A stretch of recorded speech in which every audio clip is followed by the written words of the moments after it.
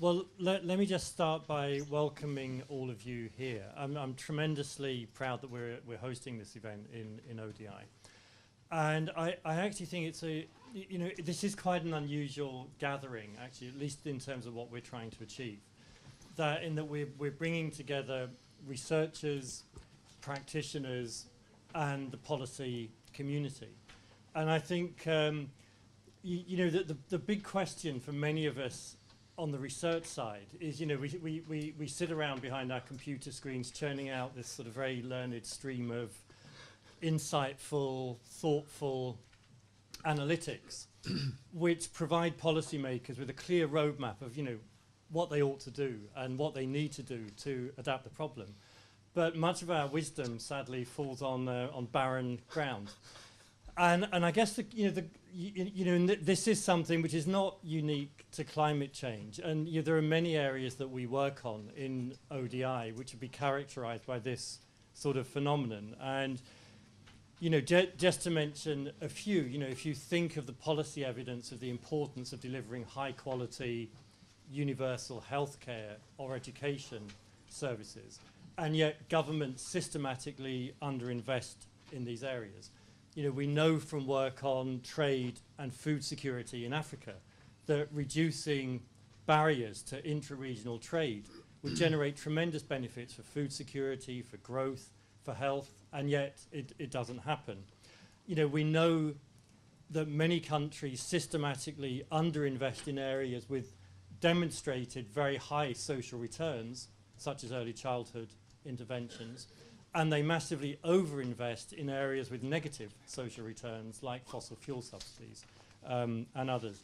And so, I think our inclination as a research community, we sometimes look at that evidence and we throw up our hands and say, how comes such good quality evidence produces such poor quality outcomes in the policy sphere? And we lament the fact that what gets in the way is politics, actually. And I think the reality is that, as researchers, we have to understand the political economy of reform, that for policymakers who are seeking to achieve change in these areas, the challenge is, how do you take the best research, how do you frame it into a narrative that is politically compelling, how do you build a political coalition for change around the best evidence and turn it into practical policy outcomes.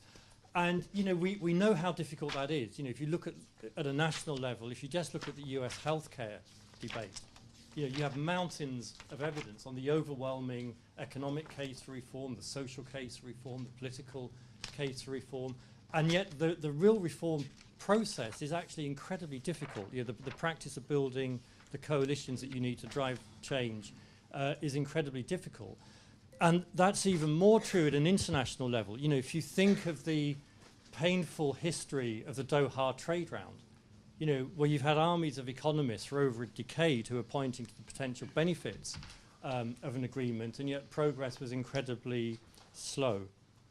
And I think there are analogues for all of this in the sphere of climate change. Since the Stern report, we've had a steady stream of compelling cost-benefit numbers on the case for energy policy reform, for green growth, yet it clearly hasn't had the political traction that we might have anticipated. If you think of another area, fossil fuel subsidies, we have the World, the IMF, the International Energy Agency, and many others pointing out that this is good money after bad, going into areas that are economically inefficient, socially damaging, fiscally harmful, and yet they continue.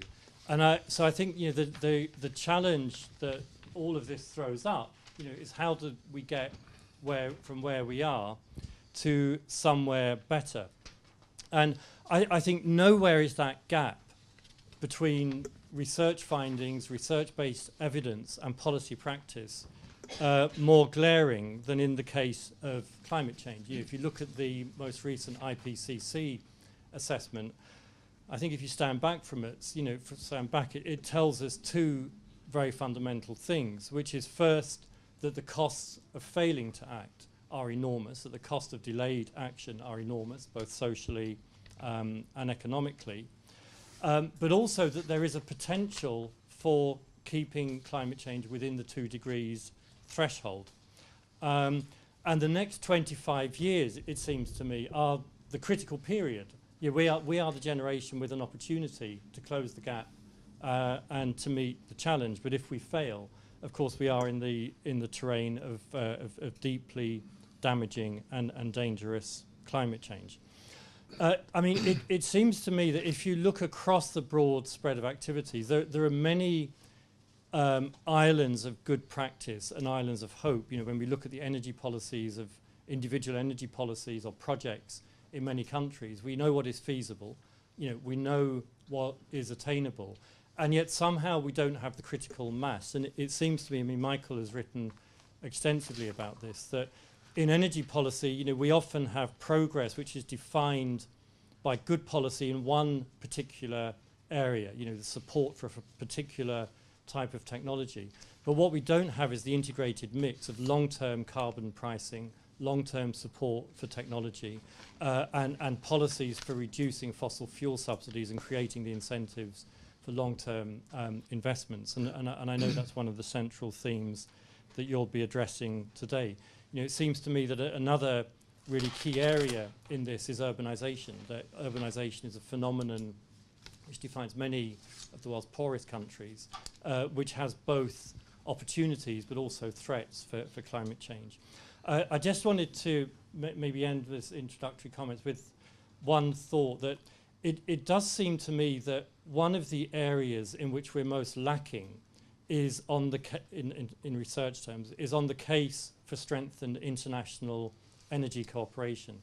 And I'm often struck by, you know, we go through these cycles of governments adopting very elevated principles on, you know, what we seek to achieve on poverty reduction, going to zero poverty by 2030, in a world that is more sustainable in energy terms.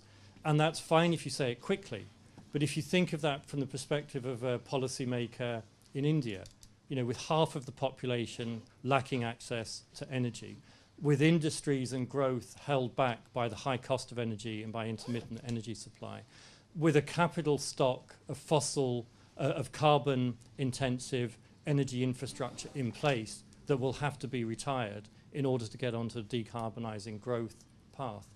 And it does seem to me, to meet that challenge, a country like India, with all its wealth, can't do that from domestic resources alone. You know, it demands energy cooperation, whether in the form of carbon markets, technology transfer initiatives, and many other areas. So it's one of the areas that I hope you guys will be addressing is the practicality, you know, of how do we bring together the sustainable energy agenda with the poverty eradication agenda. So unfortunately, I can only stay for the initial sessions, but I'm really excited by the event, and I really look forward to hearing a little more about the outcome. Thanks very much. I'll pass over now. Thank you. Thank you very much. And again, it's an honor to be here. Thanks very much for hosting us. Let me now introduce our next speaker, who will basically give you the overview of why we are here, what was the concept behind the conference. And this is Helene de Koning, who is Professor of Innovative Studies and Sustainability at Radboud University in the Netherlands. She is also chair of the Board of Climate Strategies and also chair of the program committee for this conference. Helene.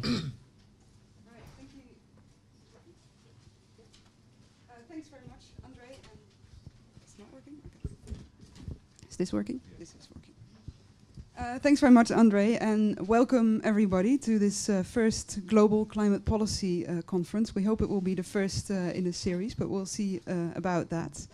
I'd like to welcome you on behalf of CDKN, which is the main funder of the conference, and Climate Strategies, which helped a lot with the organization.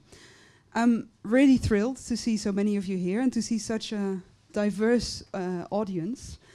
I've been working on international climate policy for quite a while, over 10 years, and it's been a long time since I've been to a meeting where there was really space to discuss new ideas, to discuss really new issues in a rather informal setting with researchers, policymakers, practitioners.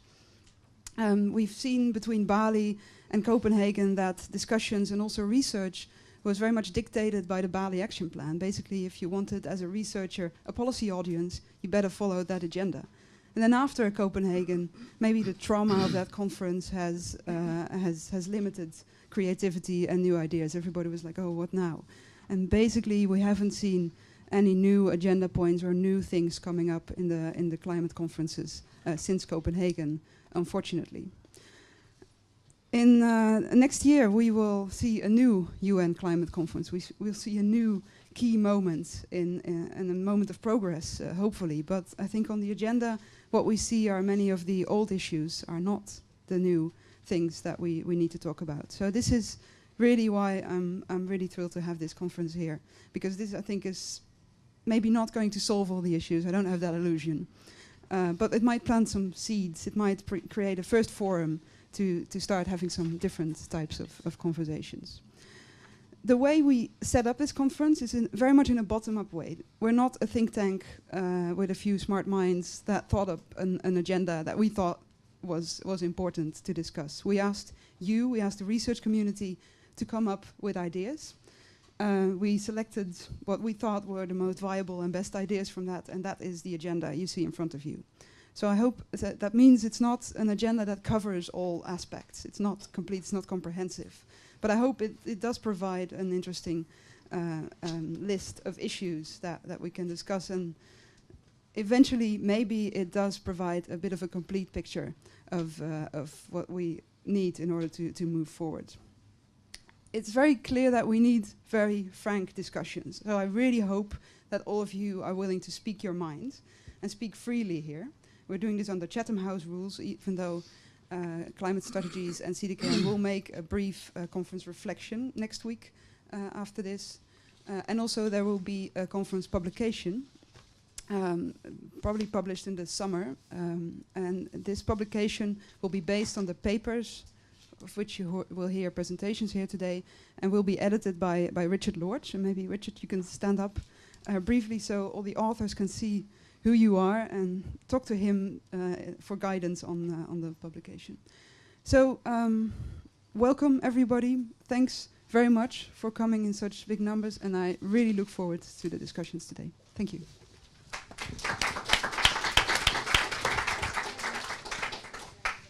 Thank you very much. So let's move to the actual agenda. Session number 1, Sustainable Development and Green Growth, a new focus or an optical illusion. And we are honored to have Mattia Romani chair the session. Mattia is Deputy Director General of the Global Green Growth Institute based in Korea. Previously, he was working in London, also at GGGI, a London office. He also holds numerous positions at universities here, and he used to work for Lord Nicholas Stern before. Mattia, floor is yours, and the session to chair. Thank you. Thanks, Andre, and thanks, Helen and Kevin, for inviting us here. It's an honor and a pleasure to share this panel with such distinguished speakers that will really help us push the boundaries of these conversations a little bit. In fact, I am sure they will, given I know them both. Let me just, as a word of introduction, say that I, as Andre pointed out, work for the Global Green Growth Institute. Many of you may not be familiar with it. It's a new international organization based in South Korea, dedicated to supporting developing and emerging countries as they explore whether green growth can help them achieve their own development objectives and growth aspirations. So it's very much an organization that works with developing countries on their own agendas rather than trying to impose an agenda on green growth or climate. It is a young organization, only a couple of years old. We were funded by 8 countries about 3 years ago. We now have 22 country members. And we have operations around the world, around 20 countries around the world.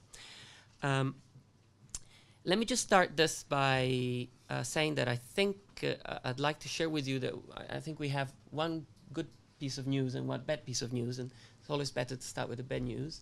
The bad news is that 7 years after the Stern Review produced some pretty convincing evidence that the cost of action on climate is lower than the cost of inaction of climate, really we have failed as a profession, as economists, to use this evidence, which by and large is is solid and believed in to really create any significant change in policy.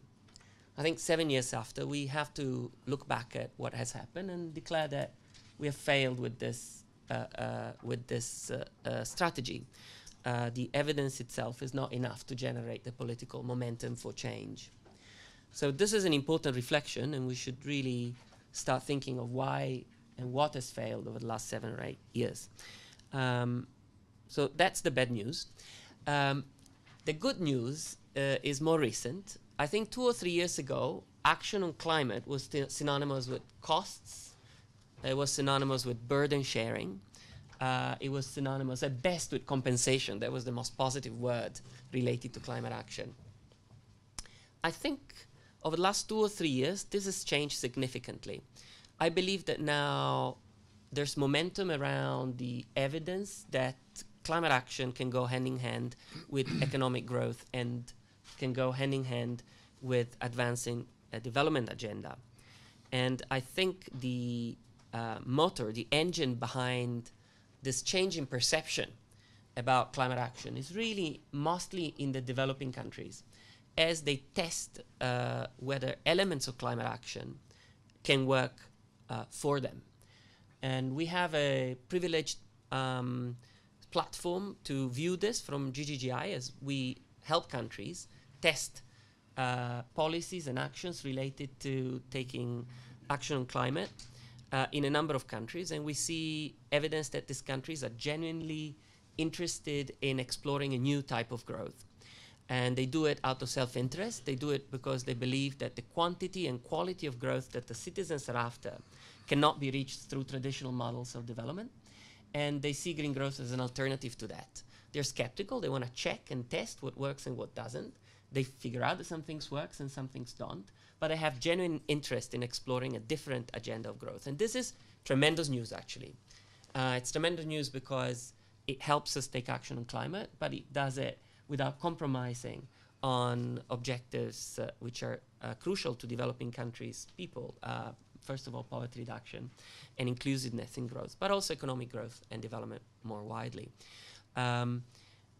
As I said, GGI has some evidence on that. We operate in many countries that are testing this, from the evidence of Indonesia, which is trying to respect its commitment to stop deforestation, while at the same time creating new opportunities for growth in forested areas for the people who live there and make their living out of forests, to places like Ethiopia. We have here the head of our Ethiopia team, Praveen. Praveen, shake your hand. Yes. Praveen runs our Ethiopia program for GGGI. Ethiopia is committed to becoming a mid-income country by 2025, and doing that without increasing its carbon footprint. And they do it because they believe that the growth they want to achieve is very different from the growth that others have achieved.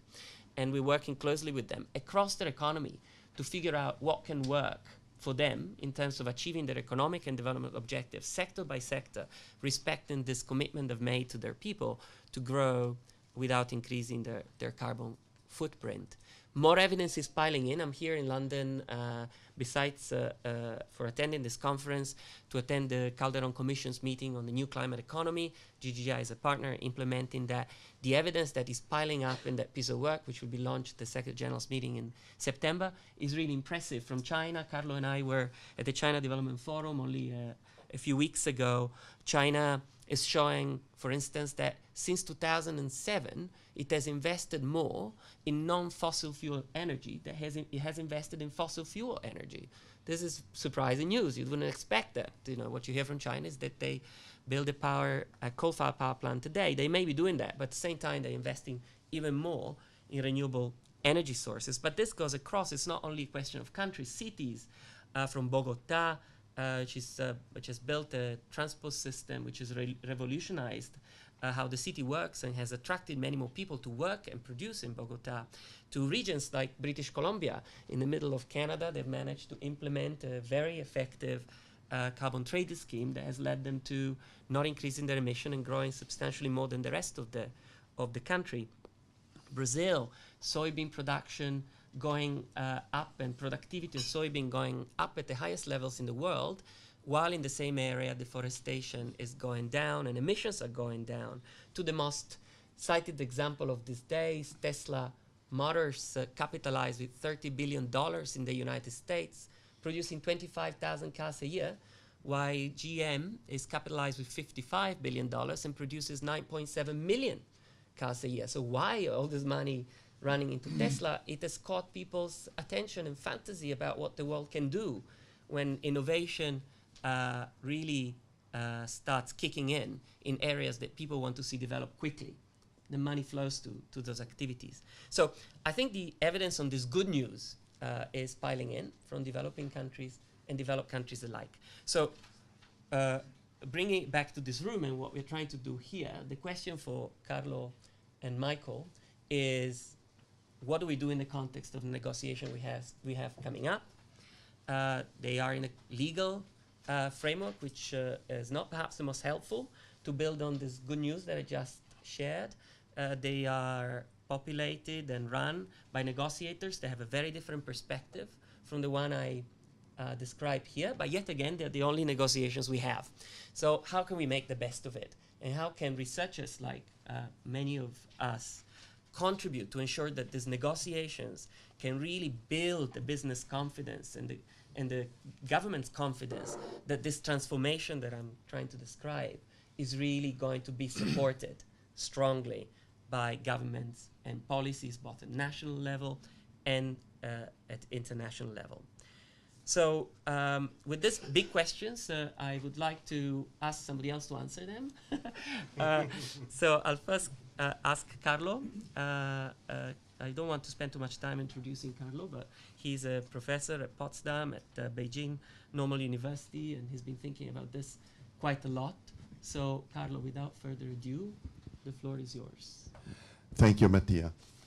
Let me start by thanking, in a slightly more than ritual way, Climate Strategies, the Climate Development Knowledge Network, and specifically Helen, because it takes leaders to do these things, for creating this opportunity. I'm working in the climate field. I'm an economist as a researcher since a long, long time, and I really, really suffer from the degree to which, well, we are nudged towards doing meaningless research in two ways, and let's be honest about it. There's the side of the policy making, which basically is not interested in disruptive results. There is also the side of the academic system, which the truth of the matter is, drives us towards trying to get Nobel Prizes, which is not always exactly the same thing as helping to solve problems. I'll come back to that point, in fact. I also want to thank, and that's a way of making you aware of the context out of which I talk, Arizona State University, and specifically Sonia, because without her I wouldn't be here.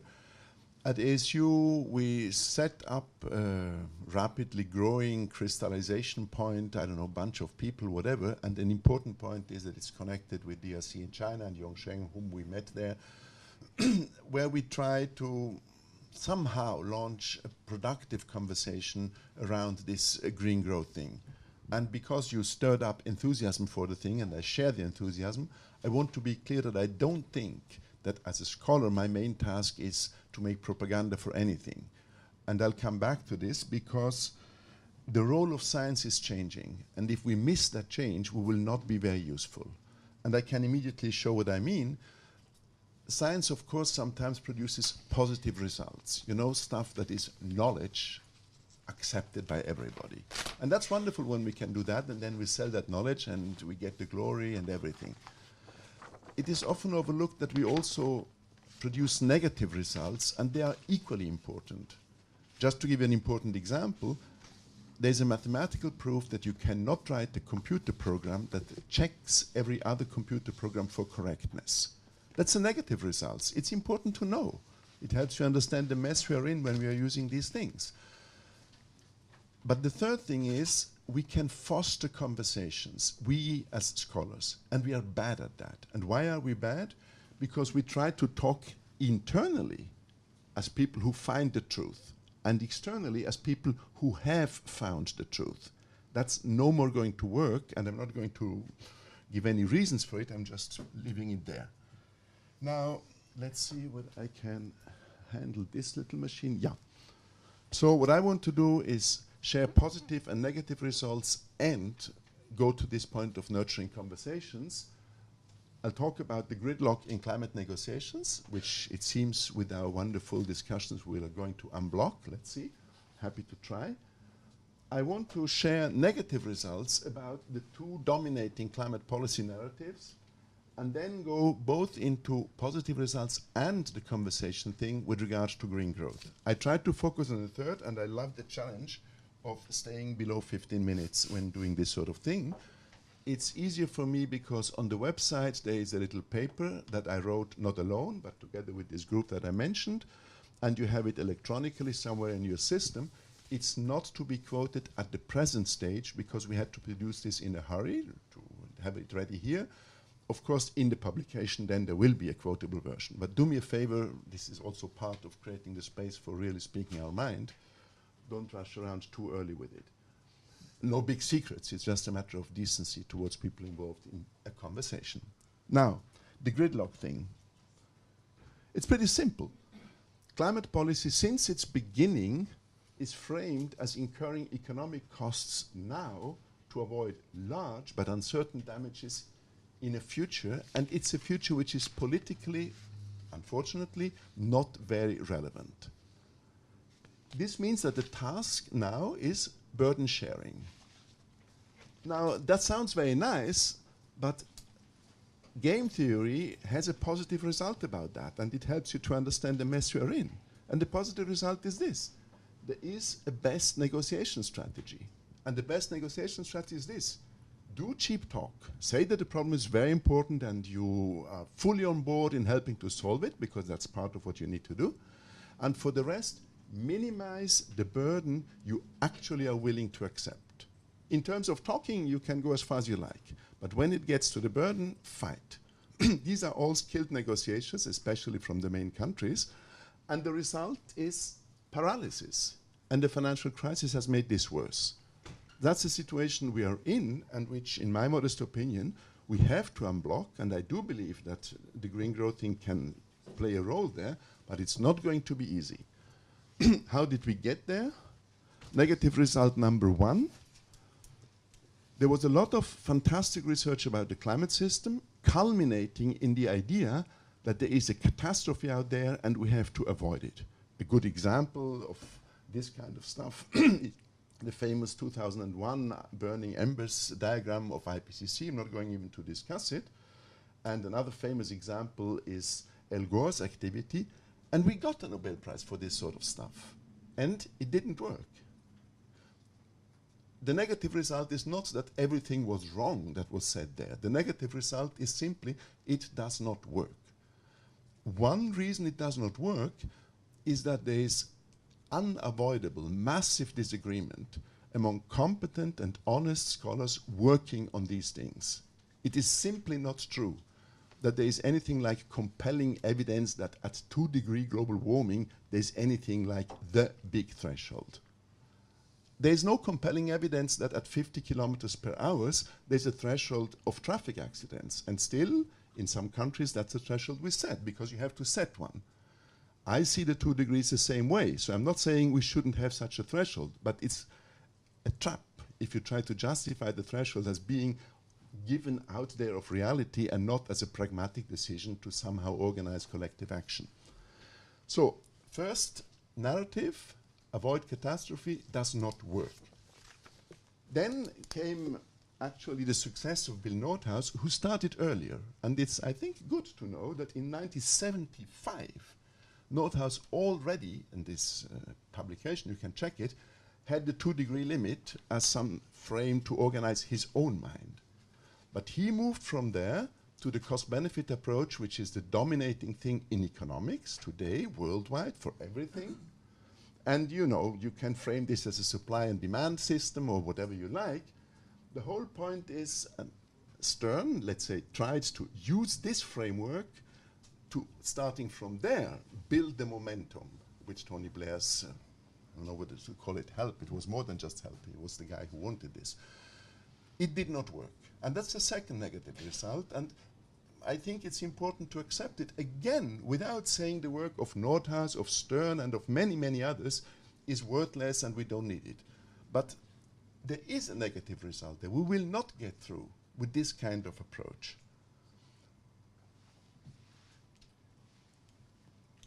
Now, the green growth thing. Here I want to flash to this open conversation thing. You see, the green growth idea is not something that comes out of scientific research, not at all. It's possible, it's documented, but it took some time to dig it out. It popped up in the world of policy in 2005, with Korea proposing a green growth thing, strategy, to 53 Asian and Pacific nations, and they were all in. Even the US was in, China was in. And they endorsed it. Frankly, for the start, this was just cheap talk.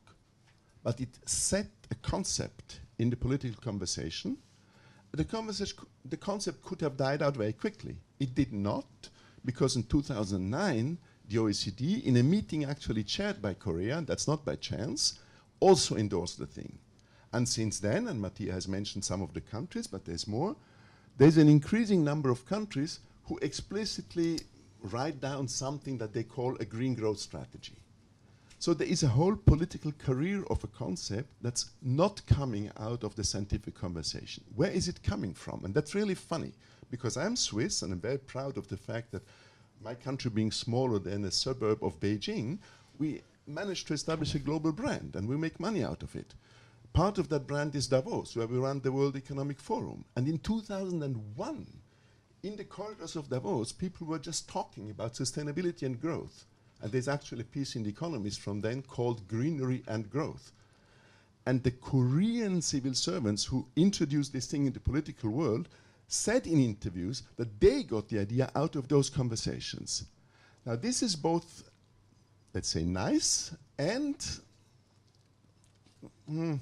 something to pay attention to. It's nice because it shows that sometimes interesting ideas come from the outside towards us scholars, researchers. And it's stupid if we say, ha, you didn't do the first peer-reviewed paper on it, so we will ignore you. No, sometimes something pops up, like the transistor. The transistor was actually produced at Bell Labs and nobody knew what was going on, but it worked. So that's the good thing, if I can say so. However, we have to be also realistic. An idea that is as elitist as the World Economic Forum starts is not necessarily entering this space with the maximum and global credibility that it could possibly have. Nor does an idea that's coming from that world, and I'm really in any way respecting that world, but it does not come with a lot of credibility in scientific terms. And frankly, as long as you buy what is today considered the wisdom of economics, this simply doesn't hold water. And that's an important thing, and I'll come back to it. So let me first a bit stir up the enthusiasm, but I'm more interested in focusing our mind on a few things here. It's clear that there are opportunities, and they're really big in some sense. So blending IT and energy systems, large-scale, super smart grids and stuff like that. Mobility, you mentioned Tesla, I would mention Uber and Zipcar, and there's lots of things that are possible, and they're really important. And household appliances. And you know, Google is moving in that direction. I'm not sure whether I like the Internet of Things and the NSA sitting in the middle of it. Still, in terms of energy efficiency, it's clear that there are huge opportunities out there. Second, transforming the built environment. China in the next 2 decades is going to build twice the volume of concrete that exists today in China. Think a moment about it. The whole built environment of China in 20 years will be 3 times as big as it is today. Now, the future of the world climate system depends on what will be built in China. And of course, there's not only China, similar numbers are actually true for Brazil, for India, etc. So in catch-up growth, something is happening there, and it's critical. At the technological frontier, which basically is us meaning London, New York, whatever, there is not the question of what we will build on top of what we have, but how we transform the built environment. I'm not going in detail through these points. I just want to show particulate air pollution is a problem also in America and in Europe, but of course in China, India, etc. Massive infrastructure financing is a big, big topic. The IMF is looking deeper into it for various reasons. There's no way to reach a coordinated global agreement on a green strategy with a coordinated rollout of massive investments worldwide. This will not happen for many reasons. But what can happen, and where I think the future task of research comes in, is to scale up successful pilots. We cannot start the pilots as researchers, frankly, but we can look into things. And it's no worth to simply go and make propaganda for everything. We have to be honest. Even Tesla may actually turn out to be a failure. And as researchers, we can help the people engaged in all sorts of initiatives to assess what they are doing and to perceive what is working and what is not working. And if something is working, you cannot simply scale up things by making them bigger. Moving at another scale changes things, and research can help there. And I just want to mention that this broadens into much larger fields, like what do we do with education? And I want to mention this social cohesion. In many ways, the global society is really in danger of being torn apart, and that's important for the people who, for actually understandable reasons, are very skeptical about the whole growth idea. That, let's say, over the next 2 or 3 decades, low growth means, realistically speaking, higher social tensions, perhaps not everywhere, but in many places. On the other hand, of course, high growth can mean making things worse from an environmental point of view, and that's the whole challenge. All I want to say is there are opportunities, there's a role for science there, for research there. I have one last positive result, and then my final slide. The positive result is this. Well, I have to introduce it. Reducing global emissions fast enough to stay below 2 degrees is about as likely as global nuclear disarmament by 2030. Sorry for saying it so bluntly, but I don't know anybody who is really knowledgeable about that stuff and who believes for a second that we will actually achieve this. So happy for everybody who wants to fight for it, and he has my sympathies, but no, I don't try to lose too many, to join too many losing fights. But negative emissions are possible. It will be possible, not this year, but in this century, to take out very large quantities of greenhouse gases, especially carbon, from the atmosphere. You can do it very nicely. You make topsoil a bit thicker and stuff like that, and you can do it in more brutal ways. And one important result, which is good for us, I take it that we want to address the climate problem, is that if you want to neutralize 1 ton of carbon, you have to take 2 from the atmosphere. Because you take it out from the atmosphere, it gases out from the ocean where it's already stored now. This means that if somebody says, well, let's just wait and take it out later, this is very stupid. If you reduce a ton now, you have reduced it full stop. If you emit it now, you'll have to take out 2 later. So there's a penalty on it, which I think is actually quite useful. That's a positive result, which it seems not so many people are aware of. I mention it for that reason. By combining realistic emissions reductions, as ambitious as you like, but as you can do, with negative emissions, probably later in these centuries, it is possible to actually stay below the 2 degrees, and we will see in the course of the century whether it's really 2 that we need, or 2.5 or 1.7 or whatever, and I just want to share this. And let me finish with something which is ongoing research, in particular by people like Oppenheim and others.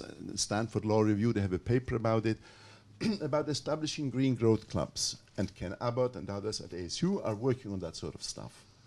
So, nations, transnational actors, which means actors that cross across boundaries of nations, like industry organizations, NGOs and others, and local authorities, cities have been mentioned, that are interested in specific topics, can form clubs to pursue short-term gains in the long-term perspective. And as far as I understand, I'm not the greatest specialist on this stuff, but as far as I understand, UNFCCC can connect them. It is possible in the course of the negotiation to create mechanisms and frameworks where such clubs, let's say, are easier to form and more likely to emerge. And possible topics are the ones I mentioned before: infrastructure financing, or how to learn through adaptation. I don't think there's enough work being done there. It's clear that there will be huge adaptation challenges, and you can use them to learn to go beyond only adapting. New mobility systems, air pollution, education, you have it. So let me come to an end. There is a chance of making the climate policy architecture more complex, in a sense by being less committal, but in another sense by being more efficient. And with this, I'm done. Thank you.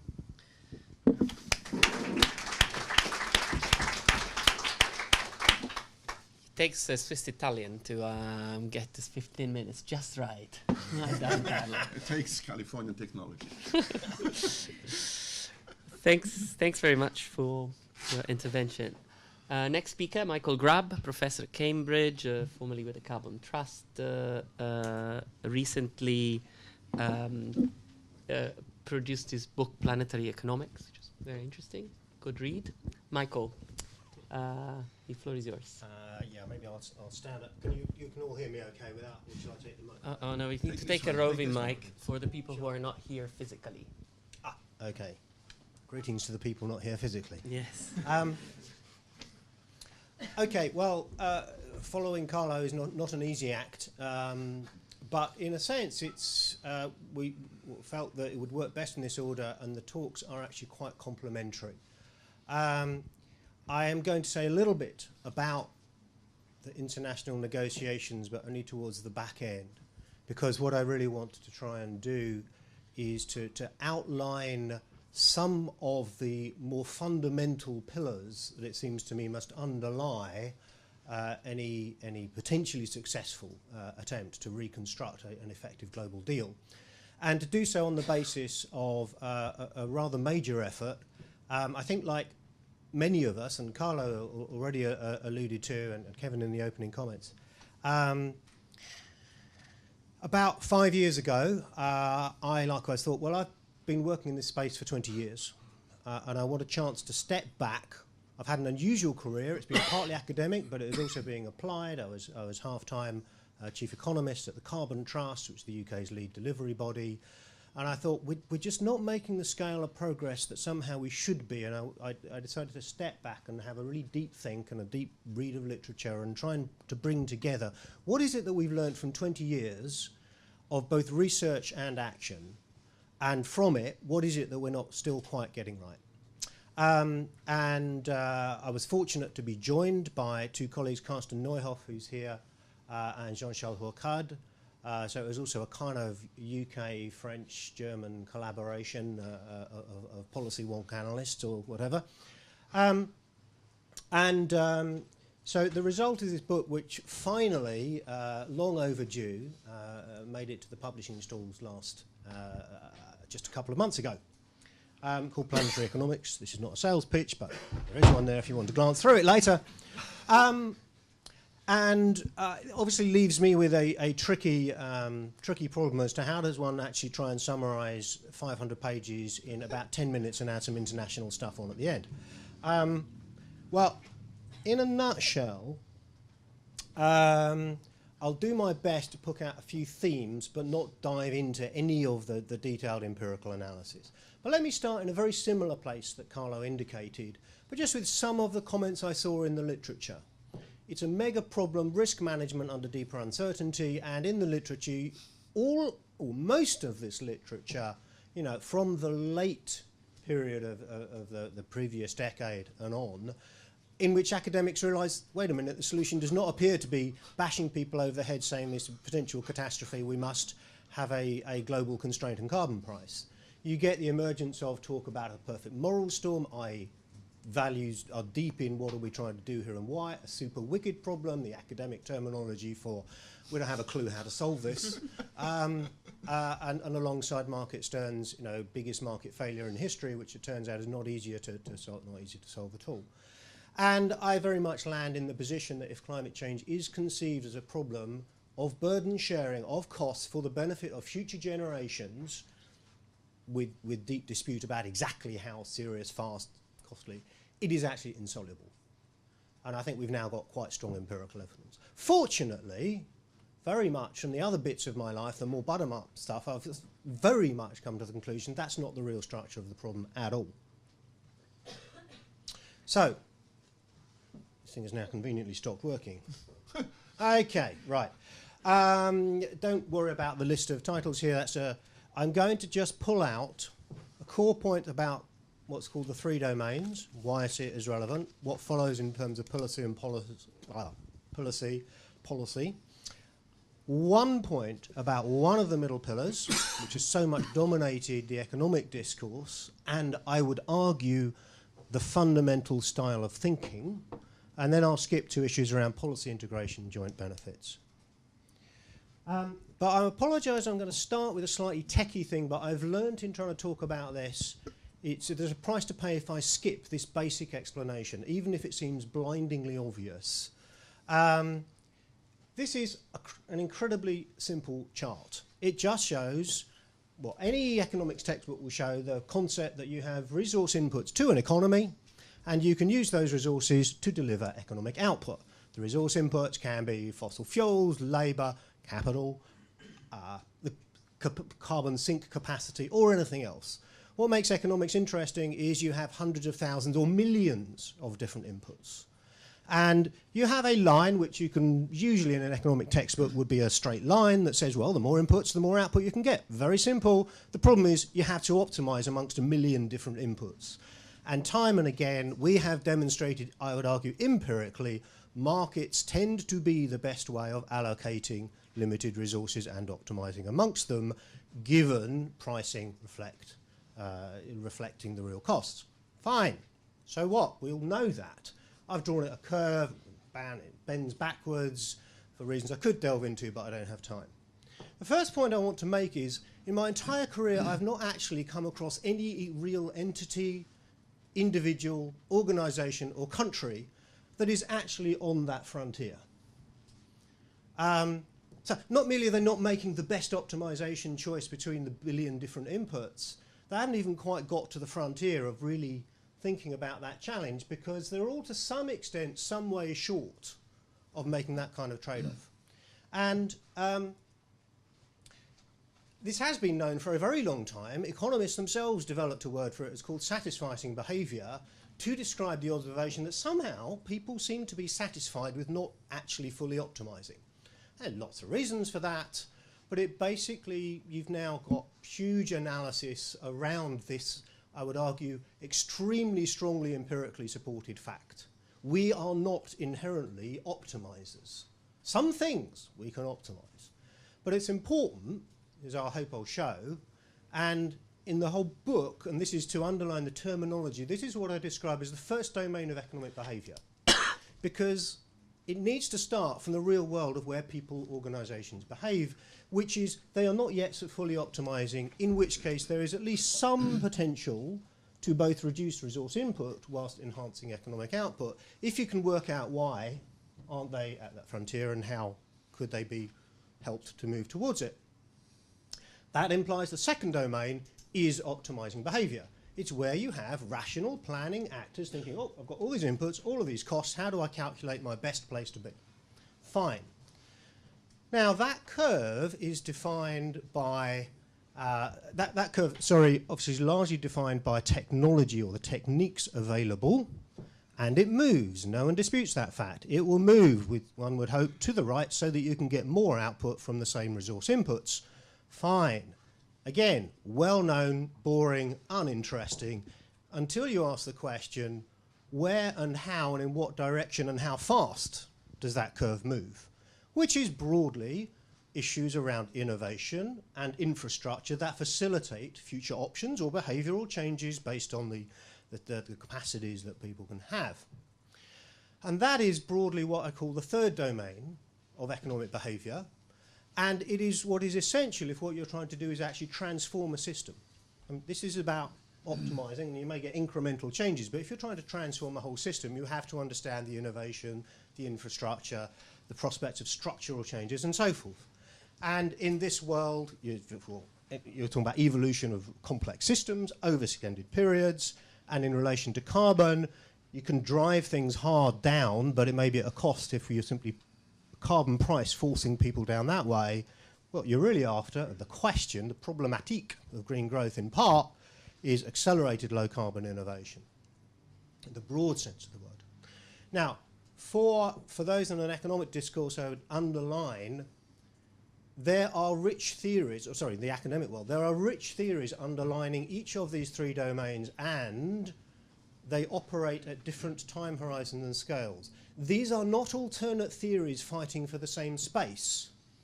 Behavioral and organizational economics is broadly describing real-world behavior of individuals or organizational units over periods of a couple of years, maybe time horizons, classic in energy efficiency. Welfare economics, neoclassical economics, tends to be operating best, it's the best approximation for time horizons a year, 2 years to a couple of decades, and entities which may be sectors, markets, etc., whilst evolutionary economics is broadly concerned with time periods of a decade to a century and social scales that spill beyond the nation state to encompass global technology diffusion, etc.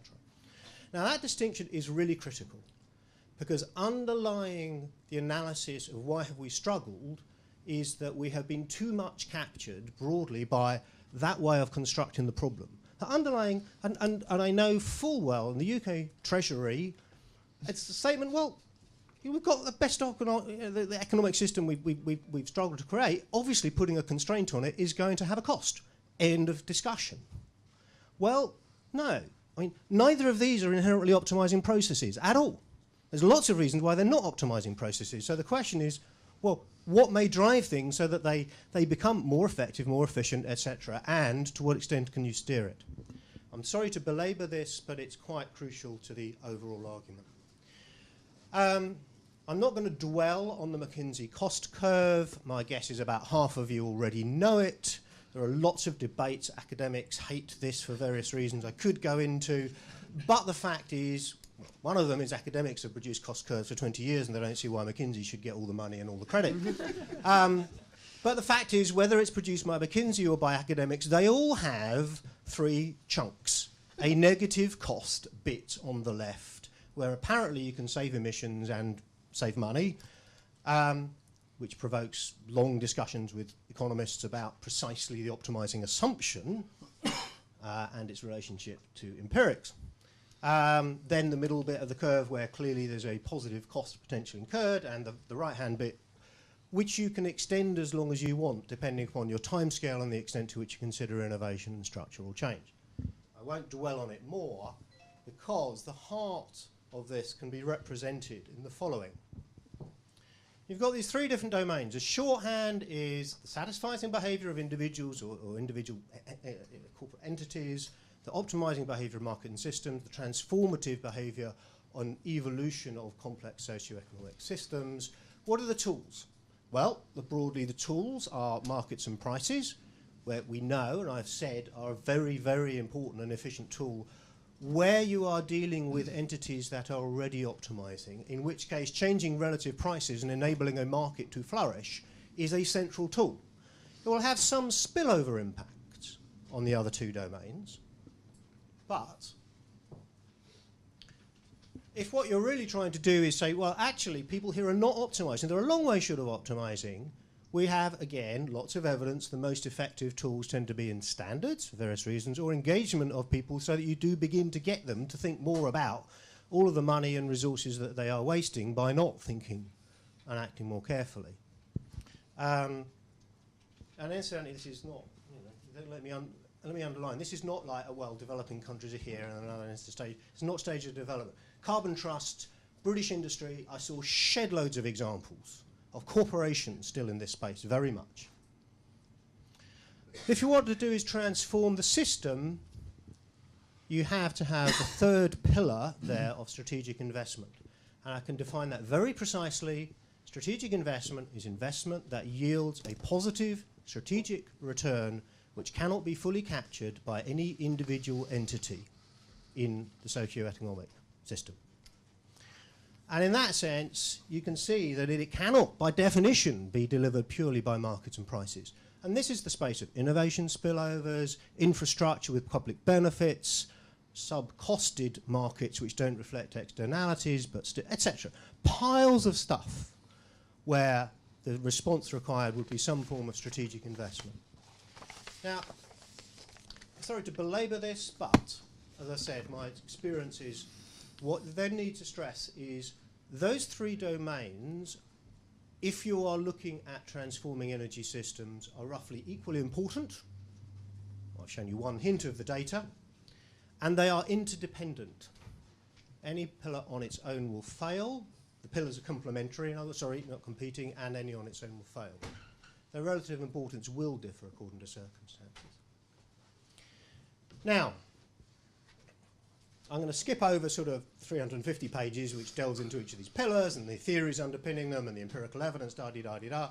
The only thing I will summarise is that under Pillar 2, which is the markets and pricing and the role of carbon pricing, etc., etc., we've had 20 years of too many economists looking too much under the lamppost.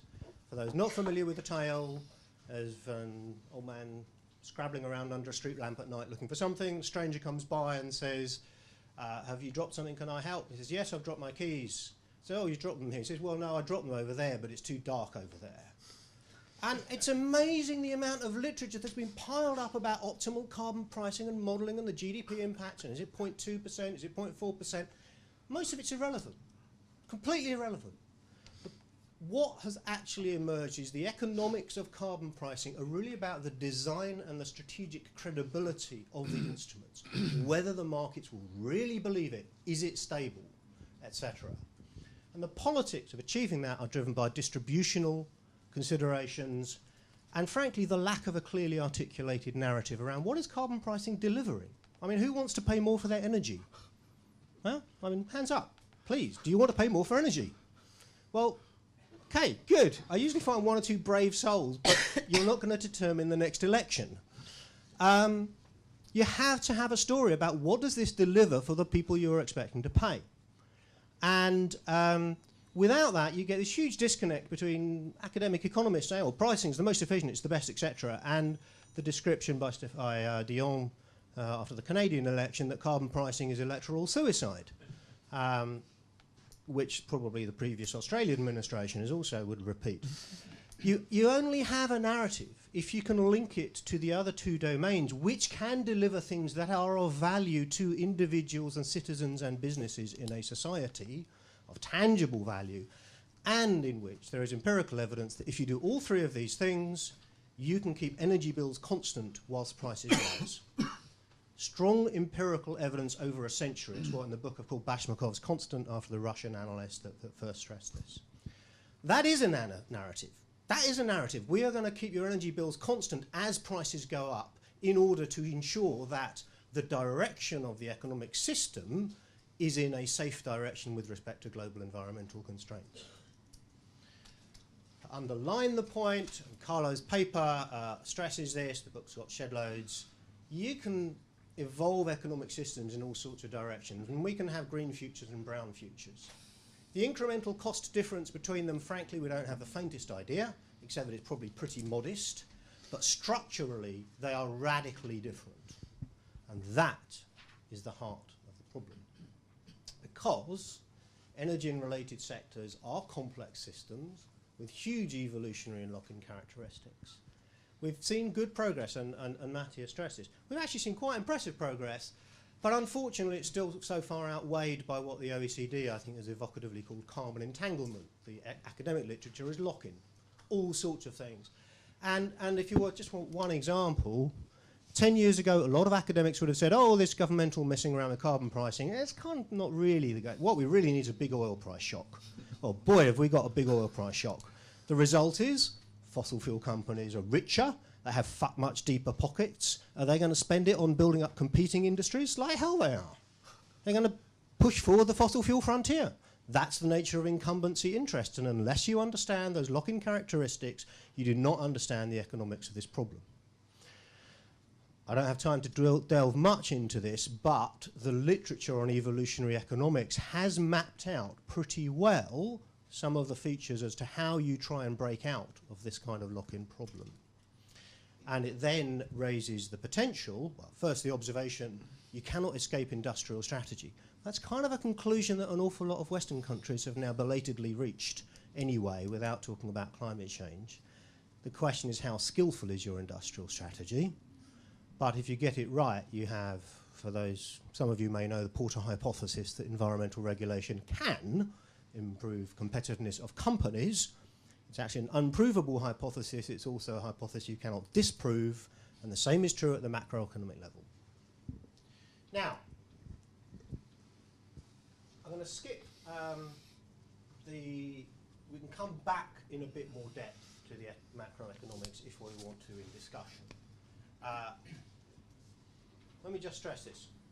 The three domains are of equal importance, approximately, comparable importance. You can only generate an intellectually credible story around green growth based on all three domains. Because if the economic system is an optimizing entity, any constraint is going to reduce resource inputs and therefore incur a cost that reduces growth. Very straightforward. But just to dwell on this, to speak directly to Carlo's point about the narrative and its relevance to policy, I spoke with the guy who heads impact assessment for the European Commission. He will be leading the economic assessment of the European 2030 package. And he said, you know, the problem, we hear all this great stuff about green growth, you know, the Koreans and World Economic Forum and OECD. The fact is we cannot generate green growth in our impact assessment because the models cannot generate green growth. Why? Because they're all second domain models. They have a structural assumption that the economy is basically a self-optimizing system. And well, if you have economic models which are based on the second domain only, by construction, you cannot spew out numbers that reflect green growth. You have a structural problem with the way the modelling interfaces with the policy and its evaluation.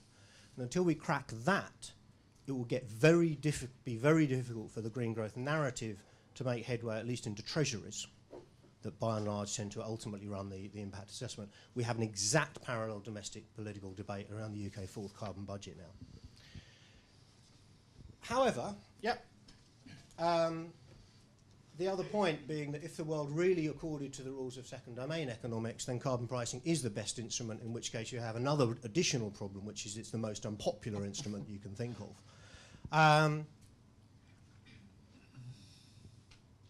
I'm going to just state this. I've already stated it.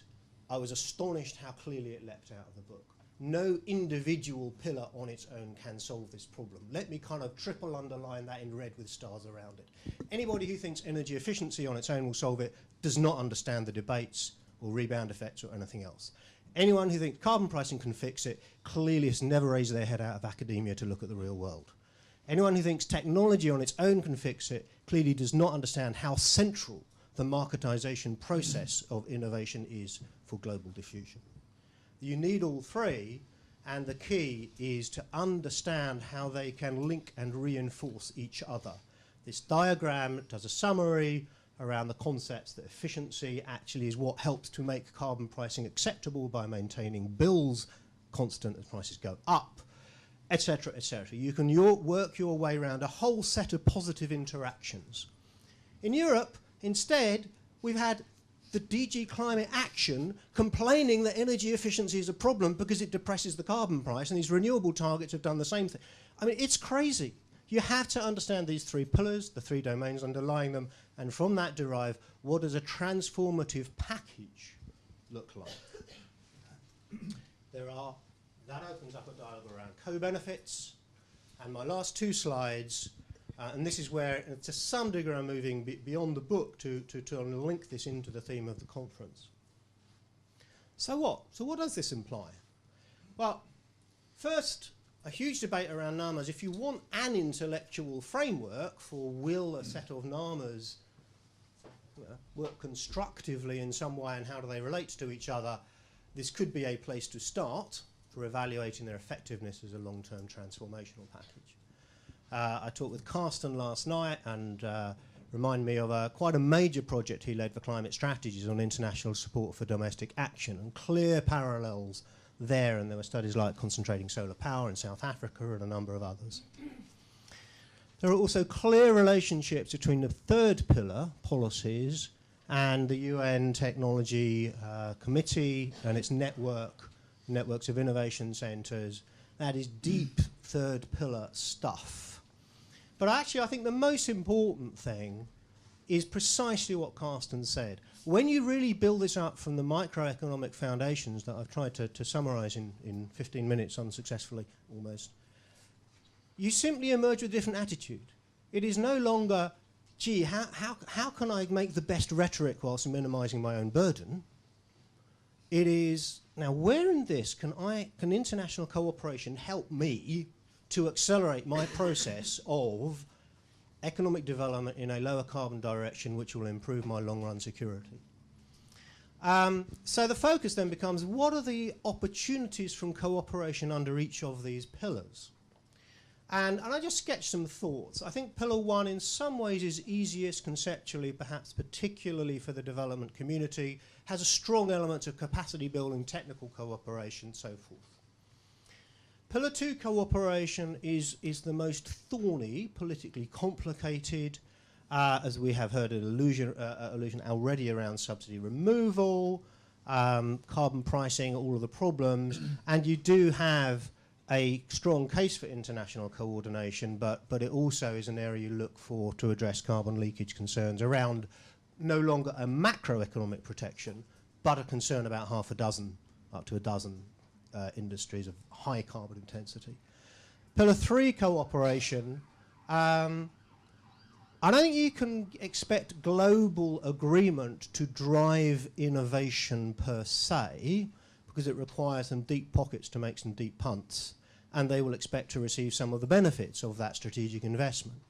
But cooperation between leading actors could be very valuable. There's a paper forthcoming in climate policy around the EU-China dispute. It was a pillar three strategy dispute, and the conclusion was, we ain't solved it. To solve it, we need to do more alignment of European and Chinese domestic subsidy supports for solar transformation. But where I think you get real mileage is around the international role linking pillars 1 and 3, in particular, to accelerate diffusion, which also accelerates the markets available for those who have put the upfront investment capital in. And that is where international finance is crucial. I do think that there remains an important role for carbon pricing, but I think it's only worth returning to that debate once one understands the role of carbon pricing in this wider framework and what it delivers and how you sell it politically. And then from that, what could an international system produce? I don't have time to run that, but that's my final slide, that we need to rethink not whether we have carbon pricing, it is part of the package, but what's it there for? And how do you present it? And what's its role? I'd argue one of the key roles for an international agreement, if it's going to try and address anything around carbon pricing, is to give it credibility, lock it in, so that it's much harder for the next government to say, no, that was unpopular, we're going to remove it. That is useless for investment purposes. If you can get an international deal that stabilizes the trajectory, then you may get some of the benefits that a lot of the financial community talks about in terms of unleashing capital investment against a rising carbon price, but only if you understand the rest of the package. And on that note, I'd better finish. Thank you.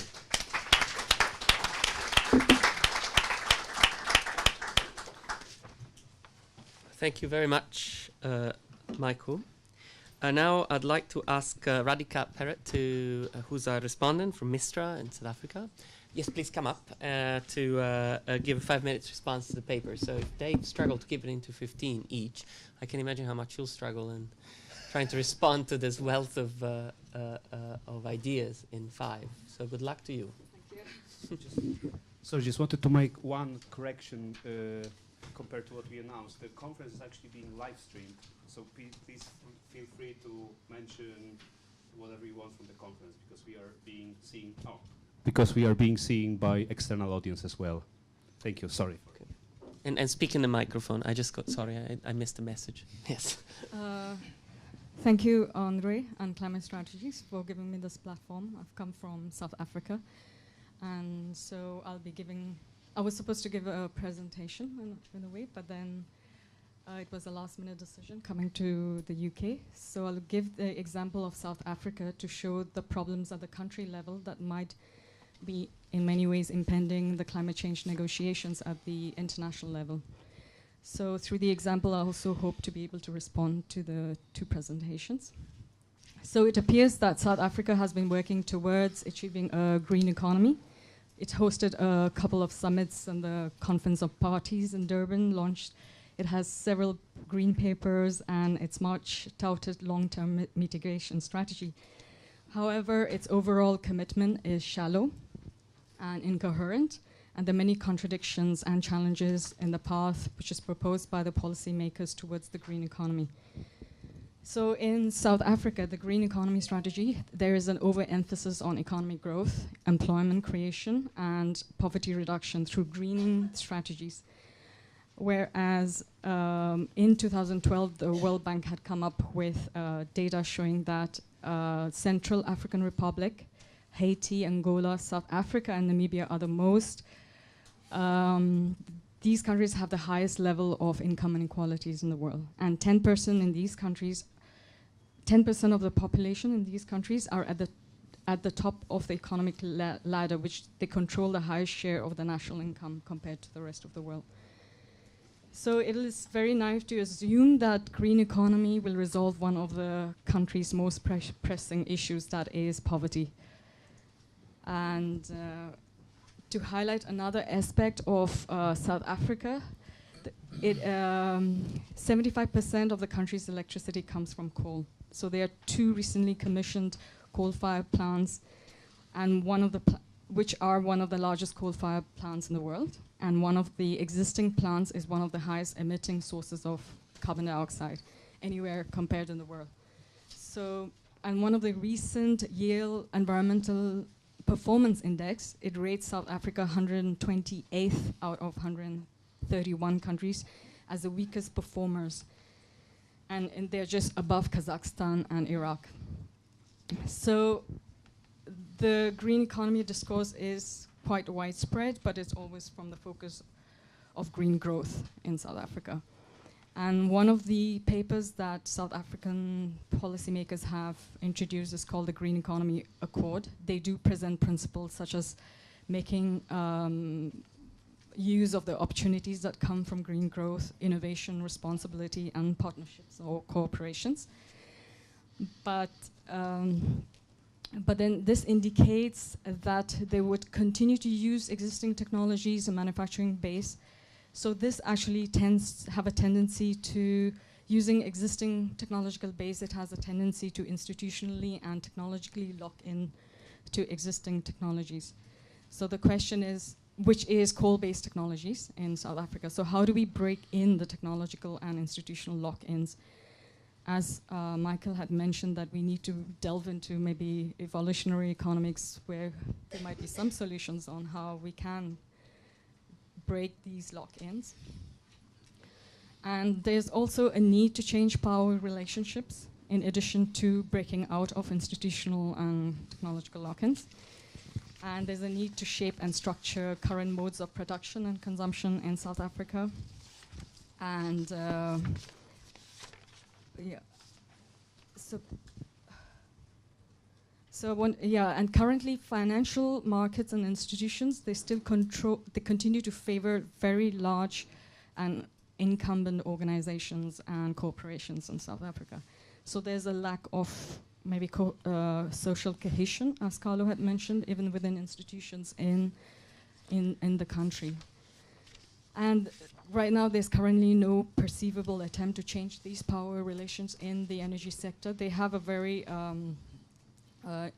interesting program on the Renewable Energy Independent Power Producers Program. But all these, it's based on a competitive bidding. They had annulled the feed-in tariff system. And the competitive bidding, it means the bidders with the lowest price gets the projects, and which means it is again favoring very large corporations. So these finance mechanisms, they continue to favor large. So, and another issue is the problem of institutional incapacity in South Africa, especially when it comes to climate change. And so there is a lack of absorptive capacity, technological capabilities, which need to be supported in Africa and other countries, and South Africa as well, that have very weak institutions or non-integrated policy decision-making processes. So the question remains, how do we engage such countries in climate change negotiations? Yeah. Thanks. Wonderful. Thanks very much, Radhika, for your observations. We have a project in South Africa, GGI works there, we know it a little bit. We are keeping our fingers crossed in these elections, although they're tough ones. But indeed, I think it's a great example of how not to go about setting up climate policies. South Africa struggled very much with the carbon price, identified as the only tool to generate change. And they didn't manage really to integrate that policy with a lot more that was going on in Pillar 1 and 3 already in South Africa, but it wasn't packaged in one comprehensive package, as Michael was suggesting. I think that led it to profound failure, in fact, just because of the enormous vested interests that pushed against it. We'll see, but thanks. I think it was a very illustrative example. Now, we have about half an hour for questions and comments. I had laid out a few questions for the audience, but I don't want to impose them. But really, I was trying to navigate these questions in the direction of how all of what we've heard can be used in the context of the negotiations we've got, the negotiators we've got, the legal framework we've got, and the next about year and a half, which are really crucial to get something done. You don't need to read them. You'll have a chance to receive them by email. But really, the core of the question is, having heard all of this and having found it compelling and interesting, how do we translate it into something which practically can help the structure of negotiation we are facing over the next 18 months? So if I could please ask you to squeeze your brain and try to come up with ideas on how to do these fantastic things this gentleman proposed in that difficult and constrained context. I think that would be helpful. Okay, so I'll take 3 questions at a time. So there's 3 gentlemen. Why don't we start with you, sir? Thank you. I think I can be responsive to your challenge. I'm Tom Brewer. I'm a senior fellow at the ICTSD in Geneva. And I want to speak to the narrative about current costs and future benefits. It's almost a paradigm. I applaud the efforts to look for alternatives. That's fantastic. If I can use the U.S. as a little bit of evidence, and I don't want to encourage any optimism about the U.S., so I'm using it. I'm using it as an example of an analytic point.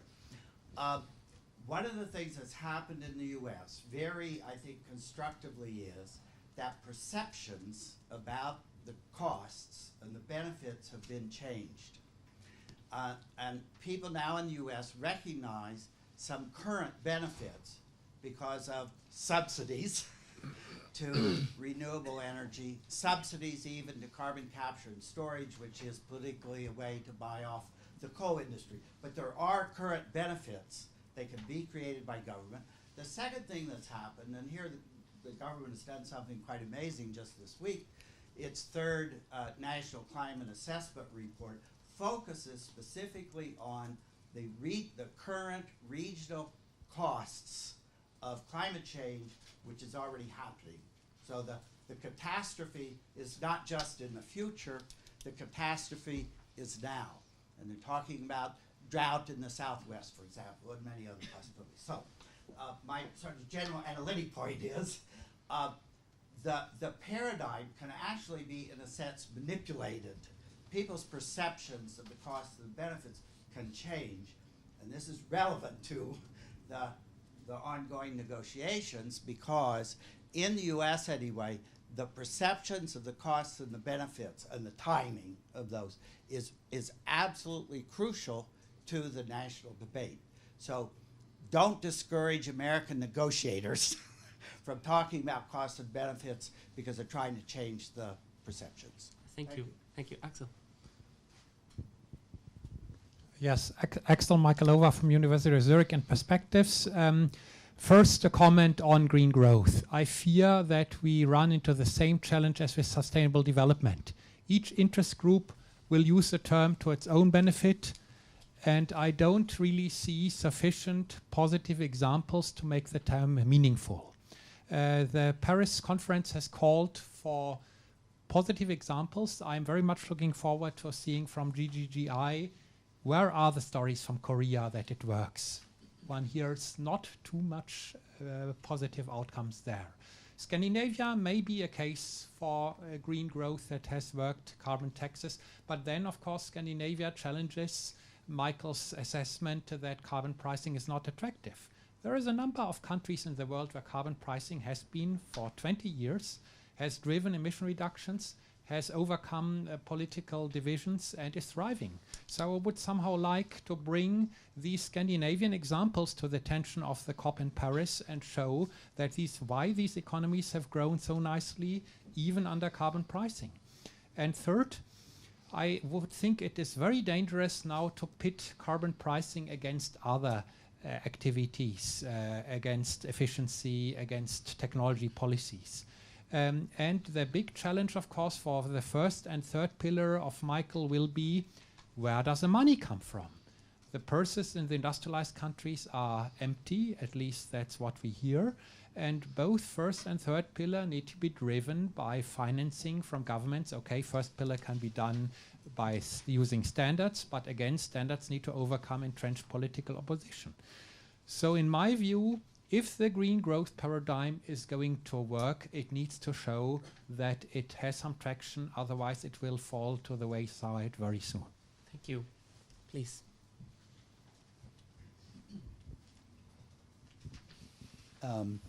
Thank you. This is Ambud Sagar from the Indian Institute of Technology in Delhi. Thank you very much for those actually really very, very interesting comments. But I have two or three issues I'd like to just put on the table that are all kind of related. I think Carlo, one of the things, and that kind of, I guess I'll start by from my concern about green growth, and I think I actually agree with some of Axel's points. I mean, you're right about the catastrophe narrative in the climate arena, but there's also a parallel narrative that's been gone on for a while, which I would call a silver bullet narrative, right? It used to be carbon capture and storage, then it became geoengineering, and my concern now is that we use green growth. Well, I actually agree that one can have this notion of think about what green growth means. I also worry that it puts out a narrative that actually says, the problem is actually solvable relatively easily, so to speak, and it's not relatively easily. And I think that's maybe towards the end of your talk and Michael's talk. I think when you unpack this question, it does show that, in a sense, implementing this turns out to be extraordinarily complex. So let me start with that. Then I have two related points. I think one is this kind of standard narrative of policy making and the political process. I got here yesterday, I went out for lunch, and I picked up The Guardian to read over lunch, and there was an interesting article by, I don't follow the various policy conversations in the UK that much, but there's an interesting article by George Monbiot about the whole privatization agenda in the UK, right? And he's talking about this notion of what he called the culture of impunity, that politicians are making decisions that are not necessarily beneficial to people, and yet they're happening, yet they're being supported. So I actually personally find a little bit of a disconnect between this model of policy making that's provided where politicians are going to make decisions only if they can persuade people that it's in their benefit, and and so on and so forth, where you cannot actually think about imposing short-term costs and all of that. But yet the reality of policy making, it seems to me, or the political decision making, is actually different. So my question is there some disconnect between this so-called theoretical political analysis and what actually happens in the real world? And then let me just end with the last question, which is, even if one wants to move forward with the green growth agenda, and I think we have no choice, the question to me is really, how does one go about implementing this? That is to say, yes, we have these countries that are growing quickly, but they don't necessarily have the capabilities to implement the green growth agenda. So you have, again, this disconnect between where you actually would like to take first action and where you have the greatest capabilities to implement the green growth agenda. And so my question actually would be, in terms of strategy, would it not make sense to start thinking about implementing the green growth agenda in the countries that have the greatest capabilities, that is the industrialized economies, and then start taking lessons from there and then figuring out how those lessons can then be implemented in the developing economies, rather than running policy experiments that potentially, because you do not have the right kind of institutional frameworks in place, that may not really work as well. Thanks, Ambuj. Okay, 3 complex questions, long questions, 1 minute each. Carlo, do you want to kick off? You can choose to answer some, all, so you leave Michael with the tough ones. Okay, no, it's I like challenges. The 1 minute is a serious one. It's made easier by your focus on the negotiations. So I want just to be very clear, I completely agree with you. You mentioned danger, and I think it's a task to unmask all sorts of fake things that are going on. I have actually friends, let's say in Indonesia, doing actual development work in those forests, and we know what's happening there. So that's just a statement. Second, I think it's very important to realize on this planet, the next decades we have exactly 2 choices in this regard. Economic growth will go on in the next decades, for sure. The question is whether it goes on the way it did in the past decades, or whether it moves in a more green direction. That's the historical alternative. Then there are all sorts of other discussions. Now, in view of the negotiations, now Paris 2015, I think it's very simple. We are in a gridlock. There is a clear and present danger of global climate policy becoming an incredibly discouraging, disappointing experience that will generate resignation and cynicism. And in this situation, at the present juncture, I think it is appropriate not to propagate the green growth thing as a scholar. Let that do other people. I'm supporting them, if you like, but as a scholar, I just want to give respectability to the thing and to say we are watching you. And then to ask how can, in the legal world of real strategic negotiating, how can this be used as a chip to unblock certain things? And as far as I'm concerned, I see absolutely no chance of getting a tough, effective, binding thing by 2015. If somebody has a recipe for this, I'm happy and I'm willing to offer champagne or whatever you like. But I don't see it coming. But what I do see is a possibility to create a framework where lots of things can actually happen. And that's where I pick up this Green Growth Club idea. I'm not saying this is now the silver bullet. It's not. But I do follow disarmament negotiation. I'm not working on it, but I do admire the people working on this stuff because it's hell. And you have in these things to be realistic and try to see where can you create some space for interesting stuff to happen. What Germany is doing with its energy turnaround, I'm much less impressed by than people who don't look closely. So I see many things going wrong there, but it's one of the most important experiments. So observing it, analyzing it, learning from it, of course.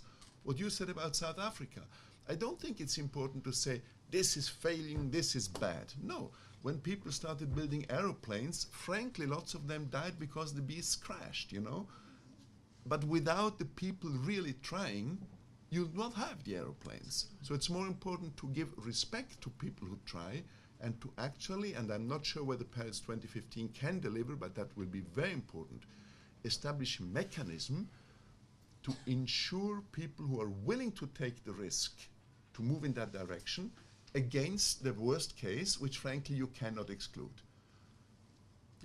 Okay, thank you, Michael. Yeah, I mean, we're such a high-level group. Oh, sorry, here. Michael, Yeah. because I forgot and I have to say, I want you to know, and I have to say this in public and to the web, I'm deeply impressed what you as a scholar and a person have done, and by Carsten and Jean-Charles being able to join this. I don't want to now go into it, but I honestly have to say it very loud and clear. It's amazing, it's impressive, and one can disagree on whatever you like, but I know what it takes to make such an achievement, and it has to be said. Thank you. I think the problem is, in a sense, making sure that when there's such a huge thing that some of the points come over clearly, sure, because they're easily distorted, and I think in the compressed time I may have been a bit guilty of that. Let me take the 3 points. First, I would say one of the most dangerous and destructive ideas that emanates from economics is the idea that if something is economically beneficial in the long run, therefore it's easy. Complete rubbish. Look at any major structural advance in economics. It has been really tough, really hard fought, etc. And the same is around what we consider many moral advances. If you want to really have a good look, have a look at slavery. The amount of economic firepower that was devoted to say the British Empire is built on slavery. We will destroy the British Empire and its economic foundations without slaves. Do we now say, my God, our economic problem is we don't have slaves?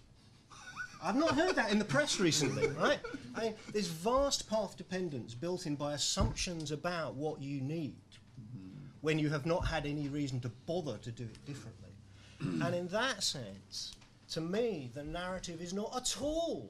I think it's a vast mistake to say, oh good, green growth, this is going to be nice and easy now. It's not, it's going to be hell. And it's going to be hell because it will require huge investment.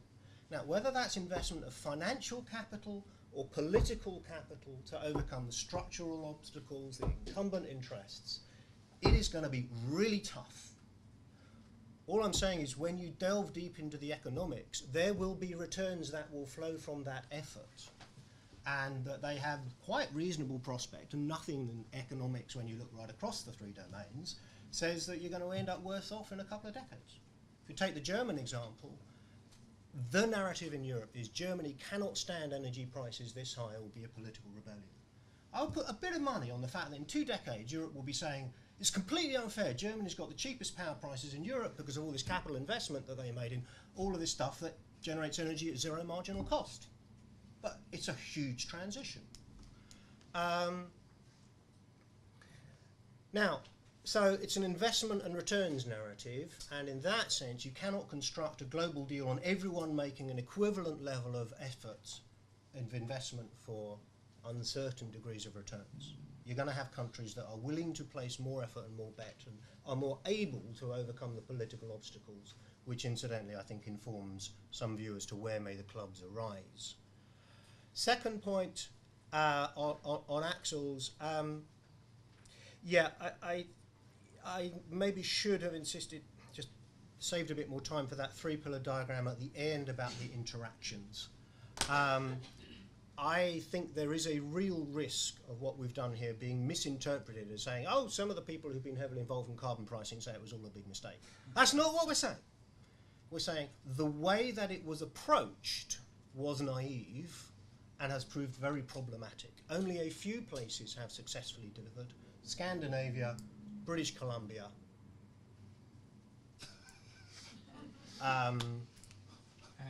California, and international, and the Kyoto system, which would be really interesting, and I hope the pendulum starts swinging back from the current degree of negativity, because it should do around the Kyoto structure. But it is saying that carbon pricing on its own cannot solve this, and it is only viable as a strategy when embedded with the other 2 pillars.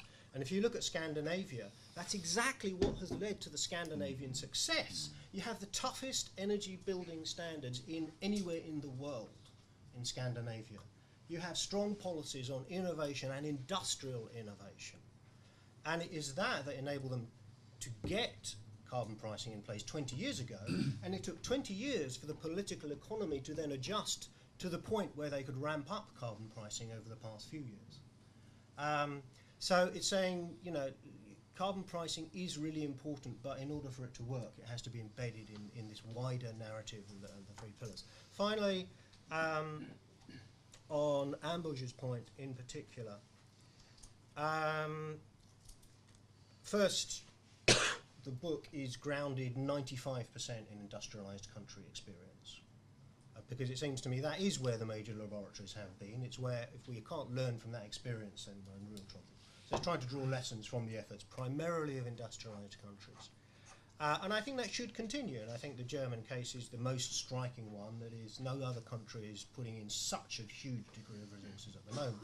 Some in California, some emerging in Guangdong, you know, bits in Green Growth Institute can talk about elsewhere. But yes, however, I do think that also implicit in this slight restructuring of the way we think about it is it's not a case of industrialised countries lead and once they've delivered success, others follow, not just through sort of arguments about tunnelling through, but I think there needs to be some co-evolution of thinking both between the negotiations and academic community and between industrialised and developing countries.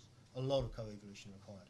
What worked in Europe may not work in developing countries. What didn't work in Europe might work in developing countries. You never know. I think one needs to explore that space, and in that sense I think more North-South collaboration would be really important, because there are clearly opportunities in the process of development, which means, yeah, maybe things could be done a lot smarter than we did them in the West. Thanks, Michael. I'm going to prevaricate my role as chair to say that we're going to eat the soup a little colder, but take 3 other questions if people bear with us, just because the conversation is so interesting. So I had 1, 2, and 3. There was somebody in that area that earlier put up their hand. I don't want to disappoint them. The gentleman in the back? Okay. But this will work only if you take 45 seconds each. Chris, go. Okay. Chris Doddle from Ricardo AEA. So I spent a number of years working in the negotiations, now doing a lot on national implementation. It seems to me that actually the national story is really where the action happens. There may be some generic lessons, so Michael's pillars, the need to improve long-term certainty, learning from mistakes, but actually the story is going to be played out differently in every country, and that is going to be a complex and quite messy process. You know, we heard an example about South Africa. I may refer to a few more. I'm intervening later on. But Simon Maxwell, who was here earlier, is one of his sort of 5 pillars is focus relentlessly on implementation. You know, this is really tough, the implementation story. So my first question is that, do you agree with that? And then the second point is around what can the international negotiations do? So my position is that the role of the COP has got to support and accelerate that national self-discovery process. You know, this is all about self-interests of countries, really. And also manage expectations about what the international deal is going to deliver.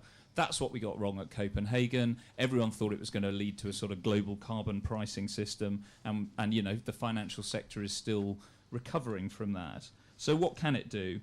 Provide long-term direction of travel and perhaps some kind of ratchet that demonstrates once you're in, the direction is only going to go in one way. Level the playing field around what you're reporting, you know, some kind of MRV that allows you to feel that there's a rules-based system out there. It's going to be less than KP, but there's got to be something in there. And apart from that, I would say a show and tell. You know, we've got to be communicating more quickly what's working and, importantly, what isn't working. And then that provides a kind of basis around which an international process might support national ambition. All right. Thank you very much. Michael Zamit Kutaya, just off a plane this morning, so it holds a former UNFCCC person.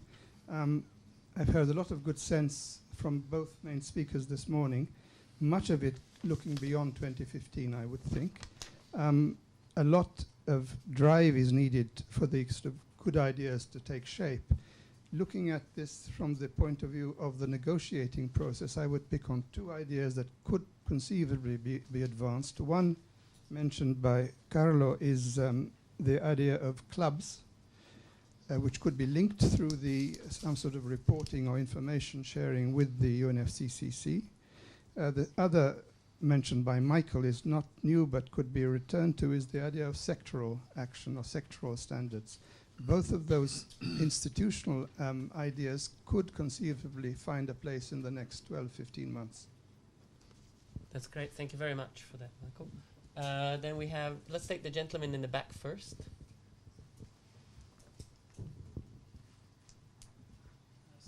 Well, I chair CDKN. I'm very glad to see you all here. I'll be talking tomorrow about my 5 points. Chris, thanks for the plug, but I hope you'll all read it overnight. There are copies outside. And one of those 5 points is about managing transformation and what Michael described as the hell of transformation. And I think we need you both to, all three of you really, to engage a bit more with Schumpeter and the idea of creative destruction and what we can offer to people who are going to be losers. You know, if you're working in an energy-intensive chemical industry in the northeast of England, green growth doesn't get you very far.